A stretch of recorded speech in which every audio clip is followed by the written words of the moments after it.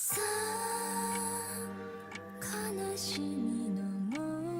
show I want to talk about today is Showa Genroku Rakugo Shinjuu. I was surprised that a lot of people have not heard of this show even though it sits in the top 50 on my anime list.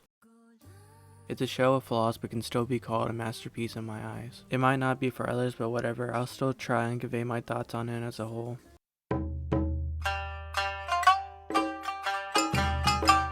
Showa Genroku Rakugo Shinjuu is about Rakugo. Yes, I know many of you won't know what Rakugo is, so let me give you a shitty explanation. Rakugo is a form of Japanese verbal entertainment where a performer sits on stage with only a paper fan and a piece of cloth. The Rakugo performer uses these props to try and depict a story for the audience. Usually the stories get told are already existing ones, but just performed by different Rakugo performers who add their spin to it. Hopefully my shitty explanation makes sense, but if not, you'll get the gist when you watch the anime.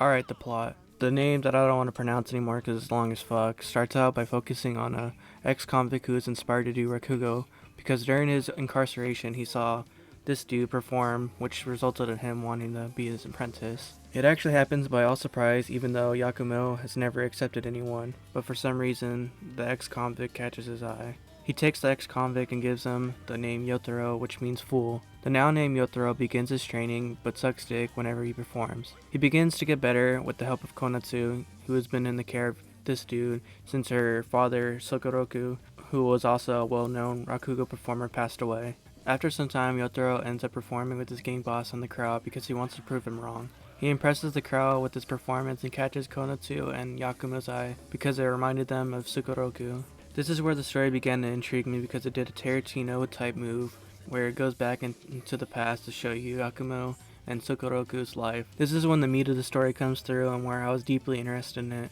For the sake of spoilers, I'm gonna keep it to that.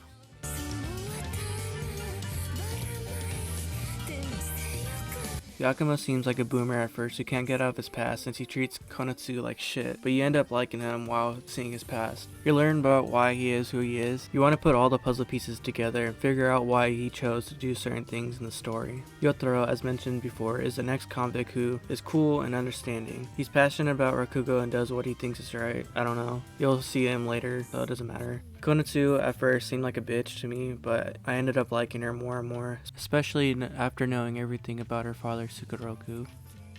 Sukoroku is a mega chad and one of my favorite characters in the story, even though he makes questionable decisions. Overall, besides this bitch, I found most of the characters interesting and loved their dynamic. Learning about their past makes you feel like there's a connection. You can feel for the characters and kind of see why they make certain choices even though you wouldn't have done the same.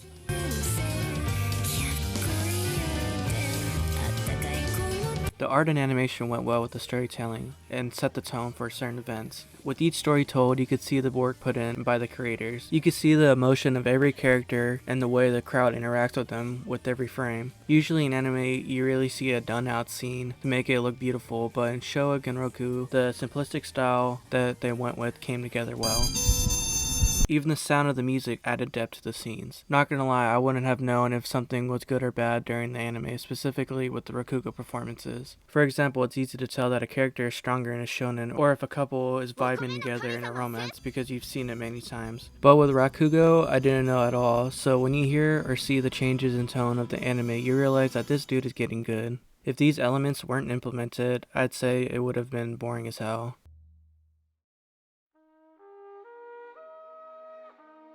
This anime may not be for everyone since it's heavy on dialogue and the jokes might not hit, but if you're open-minded then I know you'll have a great experience with this anime. I feel that this anime added another perspective on life. Yeah, the situations might be totally different than my own, but I'm able to rationalize and learn more about the characters.